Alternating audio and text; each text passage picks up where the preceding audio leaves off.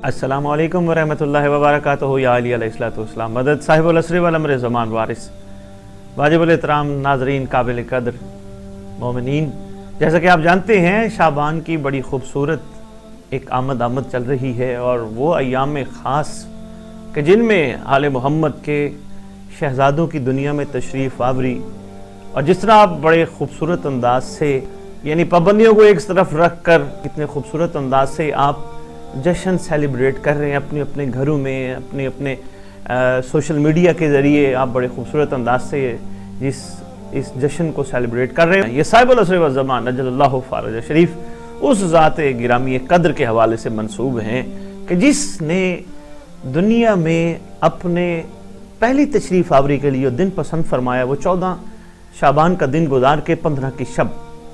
तो ये वो सादत शब है, ये वो खूबसूरत रात है।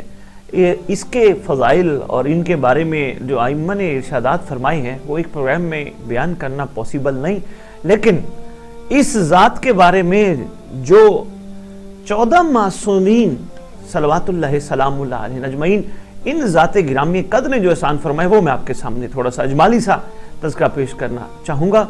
सबसे पहले ख़त्मी मरतबत सल्लल्लाहु अलैहि वसल्लम सरकार फरमाते हैं कि अल्लाह अज़्ज़ व जल्ला की तरफ से मेरी उम्मत का अफजल तरीन अमल इंतज़ार कायम ज़माना है। ये ऐसा सरकार का फरमान है जो किसी भी किताब में देखा जा सकता है। मसलन अब मैं किताबों के हवाले देने लग जाऊं तो उसमें सिर्फ एक दो ही दे पाऊंगा कि मिज़ानुल हिकमत में, कमालुद्दीन जिल्द नंबर 2 में और बिहारुल अनवार जिल्द नंबर 52 बाब नंबर 22 में काफ़ी मुतअद्दिद कुतुब में ये बात सरकार की मौजूद है। और माशाल्लाह अल्हम्दुलिल्लाह आज बंदा हर मुहक्किक है, आज टाइम ही नहीं लगता किताबों के हवाले देखने की तरफ, इतना बंदा मसरूफ़ नहीं होता, फ़ौरन गूगल पे सर्च करते उसी वक्त चीज़ आ जाती है। इसके बाद दूसरे मासूम अमीरुल मोमिनीन अली इब्न अबी तालिब अलैहिस्सलाम ने अपने इस पाक लाल के हवाले से बड़े खूबसूरत इरशादात फरमाए हैं। जिस तरह के सरकार मिंबर कूफा पे बैठे हुए थे, उतर आए सरकार और इशारा करके फरमाते हैं मेरे इस मिंबर पे मेरा वो लख्त जिगर बैठेगा कि जिस पर मेरे माँ और बाप कुर्बान हों। वो कौन हस्ती है जिनके लिए अमीरुल मोमिनीन अली इब्न अबी तालिब अलैहिस्सलाम अपने माँ और बाप की कुर्बान होने के बारे में फरमा रहे हैं। हालांकि सरकार अबू तालिब अलैहिस्सलाम कोई कम मंजिलत के मालिक नहीं, लेकिन सिर्फ इजहार करना था जो आने वाला है वो शहजादा जो कि इस पूरे घर का जाह जलाल और चश्म चराग है, उसकी फजीलत बयान करने के लिए। इसी तरह सरकार ने किसी ने सरकार के बारे में पूछा जब कायम आले मोहम्मद के बारे में मौला अमीर कायनात अलैहिस्सलाम थे, तो सरकार फरमाते हैं खुशकिस्मत हैं वो लोग जो मेरे अहल बैत में से कायम के ज़माना को पाएंगे। बिहारुल अनवार जिल्द नंबर 52 52 और सफ़र नंबर 129। अब मैं हवाले कोशिश करता हूँ ना दूँ तो बेहतर है ताकि मैं पैगाम आप तक पहुँचा पाऊँ। इसी तरह इमाम हसन मुज्तबा अलैहिस्सलाम सरकार तशरीफ़ फरमाए, किसी को फरमा रही है सरकार तौबा है उनके लिए जो मेरे कायम के दौर को पाएँ और कायम के दौर में रहें। तो साहिल ने अर्ज़ किया सरकार आपको देखना, आपके साथ रहना तौबा नहीं? तो मुस्करा के फरमाने लगे हाँ तौबा है, मगर तेरा और मेरा, हमारे मोमिनीन का हमारे साथ मिलकर वो दौर देखना तौबा है। इसी तरह इमाम मज़लूम अलैहिस्सलाम ये जो तीसरे मासूम हैं, सरकार बड़े खूबसूरत अंदाज में कायम आले मोहम्मद के हवाले से ख़ास तौर पे शब आशूर 72 शोहदा को जब सरकार ने इल्म इमामत से पाक यदुल्ला दराज फरमाया और सरकार ने दिखाया कि कोई हस्ती है जो जालिमों को बालों से घसीट कर पकड़ रही है, तो सहाबा ने अर्ज़ किया सरकार ये कौन है?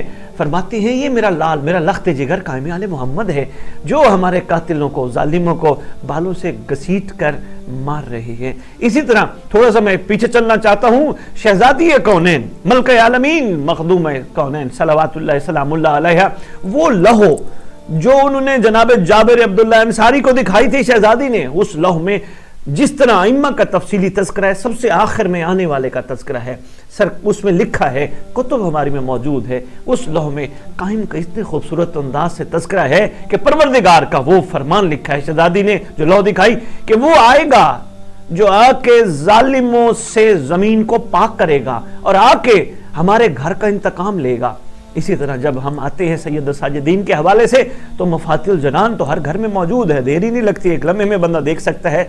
सरकार सैयद साजिदीन अपने ज़माने के इमाम ज़माना, सरकार का क्या खूबसूरत यहाँ अंदाज है। सरकार फरमाते हैं کہ رحمت فرما، ایک رجز ہے سید الساجدین کی بڑی تفصیلی، اس میں سرکار فرماتے ہیں رحمت فرما حجت القائم پر اور ان سب پر جو دوست رکھے ان کو، اور ان سے دشمنی رکھ جو ان سے دشمنی رکھے۔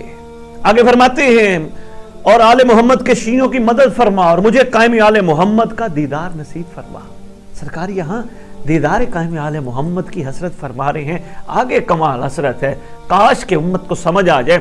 سرکار فرماتے ہیں مجھے ان کے پیروکاروں، ان کے مددگاروں اور ان کے کام سے خوش ہونے والوں میں قرار دے۔ پتہ چلا پیروکار بننا بھی کمال ہے، مددگار بننا بھی کمال ہے، اور جو حجت خدا کے ظہور کی راہ ہموار کر رہے ہیں، جو حجت خدا کے لیے تیاری کر رہے ہیں، وہ جو خوش ہو کے کام کر رہے ہیں، وہ خوش ہونے والوں میں قرار ہونے کے لیے سید الساجدین علیہ السلام حسد پسند فرما رہے ہیں۔ پھر جب پانچویں امام کے حوالے سے ہم دیکھتے ہیں تو اس میں بات کچھ اور ہے۔ سرکار فرماتے ہیں میرے ماں باپ اس ہستی پر قربان۔ دیکھیں کیا کمال ہے، یا امیر المومنین نے فرمایا، ان کے بعد مولا مالک العلوم علیہ السلام نے فرمایا میرے ماں باپ اس ہستی پر قربان جس کا نام میرے نام کی مانند ہے اور اس کی کنیت بھی میری کنیت کی مانند ہے۔ آگے فرماتے ہیں اگر میں دور حضرت مہدی کو پالوں تو ان کی خدمت میں رہنے کے لیے خود کو آمادہ رکھوں اور اپنی پوری زندگی ان کی حفاظت کروں۔ یہ کتاب بھی دیکھ سکتے ہیں، بہار الانوار جلد نمبر 2 صفحہ نمبر 243۔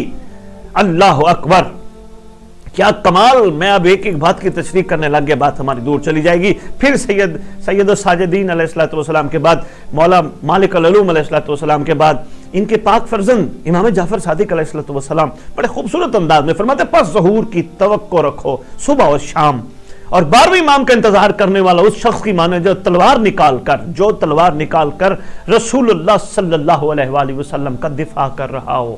یہاں ایک بڑی خوبصورت بات ہے، بڑی بڑی پیشین گوئیوں والے لوگ ملتے ہیں جو مختلف حوالوں سے پیشین گوئیاں کر رہے ہوتے ہیں کہ جی اب بس سال بعد، جی 6 مہینے بعد، جی اتنے عرصے بعد کچھ نہ کچھ ہو جائے گا۔ اس ضمن میں اچھی بات ہے، روحانیت کی کچھ نہ کچھ کوششیں جاری رکھنی چاہیے، مگر یہاں جو سرکار کی بات ہے وہ ان ساری باتوں پہ حاوی ہے کہ سرکار فرماتے ظہور کی توقع رکھو صبح اور شام، مطلب کسی وقت بھی ظہور ہو سکتا ہے۔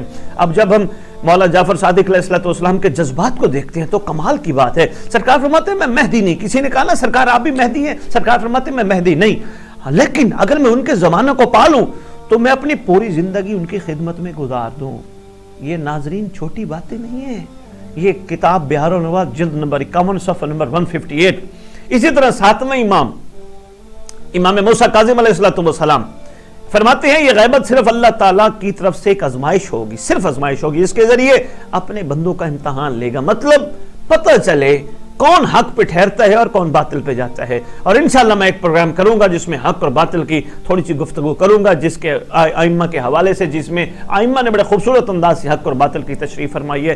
8واں امام والی خراسان امام رضا علیہ السلام فرماتے ہیں کہ اس کے لیے تمام زمین و آسمان میں بسنے والے گریہ کریں گے۔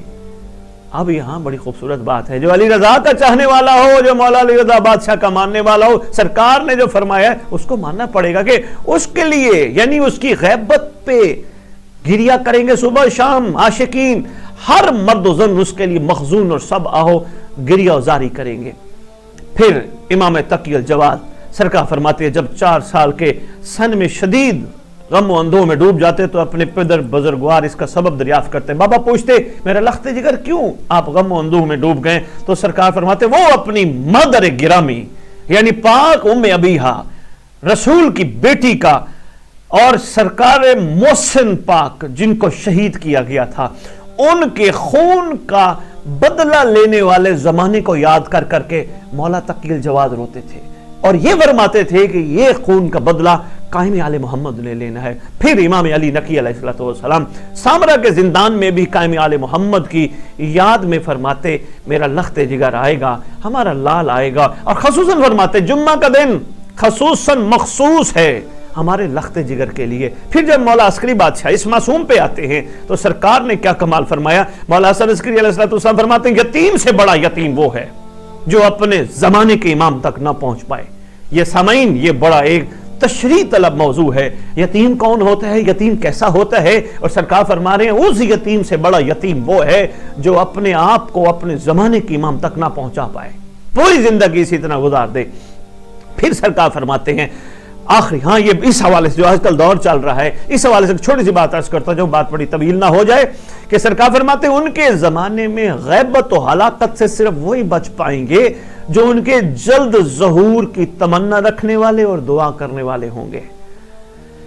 اب امام زمانہ علیہ السلام جن کے لیے یہ ساری تشریف فرمائی ہے سرکار فرماتے ہیں ہمارے ظہور کی کثرت سے دعا کرتے رہو بے شک اس میں تمہاری سلامتی ہے. اور اس آج کے نشست میں ایک چھوٹا سا میسج اس ساری گفتگو کے بعد اتنا عرض کرنا چاہوں گا. خاص طور پہ مصائب میں جب گریہ بلند ہوتا ہے اس وقت ہم منبر پہ آنے والے ایسی بات کر جاتے ہیں جو ہمیں امام زمانہ کے منافی نہیں کرنی چاہیے. ہم اس وقت کہتے ہیں شیعو جھولیاں پھیلاؤ جو دل میں آئے وہ مانگو گریہ کا وقت ہے قبولیت کا ٹائم ہے جو دل میں آئے نہیں. ہمیں چاہیے کہ ہم منبر پر آ کر مومنین سے کہیں گریہ کا ٹائم ہے مصائب آل محمد میں گریہ بلند ہے.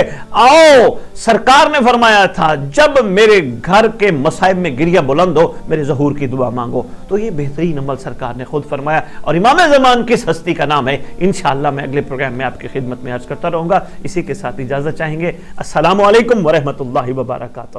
پروردگار آپ سب کا حامی ہونا.